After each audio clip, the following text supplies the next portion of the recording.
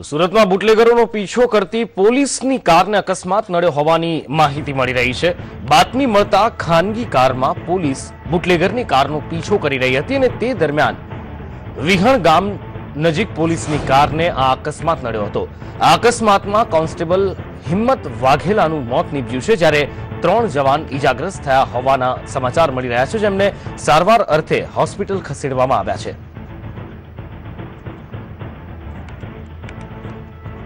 બુટલેગરોનો વધુ એક ત્રાસ સામે આવ્યો છે। બુટલેગરોના કારણે વધુ એક પોલીસ કર્મીએ જીવ ગુમાવવાનો વારો આવ્યો છે। સુરતમાં બુટલેગરોનો પોલીસ પીછો કરી રહી હતી। એક ખાનગી કારમાં પોલીસ બુટલેગરોનો પીછો કરી રહી હતી અને તે દરમિયાન વિહણ ગામ પાસે પોલીસની કારને અકસ્માત નડ્યો હતો। અકસ્માતમાં કોન્સ્ટેબલ હિંમતસિંહ વાઘેલાનું મૃત્યુ થયું છે, જ્યારે 3 જવાન ઈજાગ્રસ્ત થયા છે। તો જે દ્રશ્યો આપ જોઈ રહ્યા છો, અકસ્માત રવિવારે જે અકસ્માત સર્જાયા તેનું છે।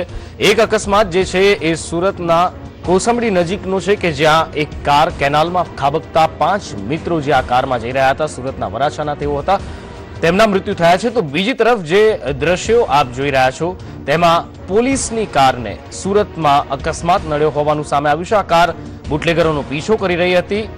એક કોન્સ્ટેબલનું મૃત્યુ થયું છે આ અકસ્માતમાં। ઉદય જાદવ અમારી સાથે જોડાયા છે। ઉદય, સુરતમાં રવિવાર ગોઝારો રવિવાર સાબિત થયો છે। એક બાજુ નિશાન ટેરેનોથી કે જેમાં 5 મિત્રોનું કેનાલમાં ખાબકવાથી મૃત્યુ થયું છે, તો બીજી તરફ સ્વિફ્ટ ડિઝાયરને અકસ્માત નડ્યો છે।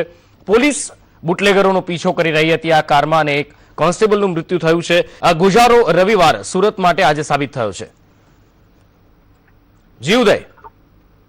જી નિકુલ, ચોક્કસથી જણાવું, સુરત કામરેજ તાલુકાની જો વાત કરીએ તો કામરેજ તાલુકામાં 2 અલગ અલગ ભયંકર અકસ્માત સર્જાયો છે।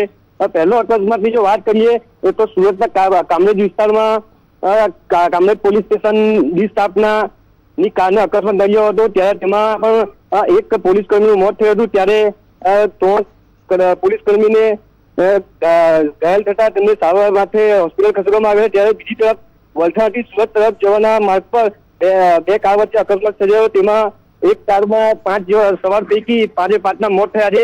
ત્યારે સુરત જિલ્લામાં આ 2 ગંભીર અકસ્માત સર્જાયો, તેમાં કુલ 6 લોકોના મોત થયા છે। જી આ સમગ્ર માહિતી બદલ આપનો આભાર।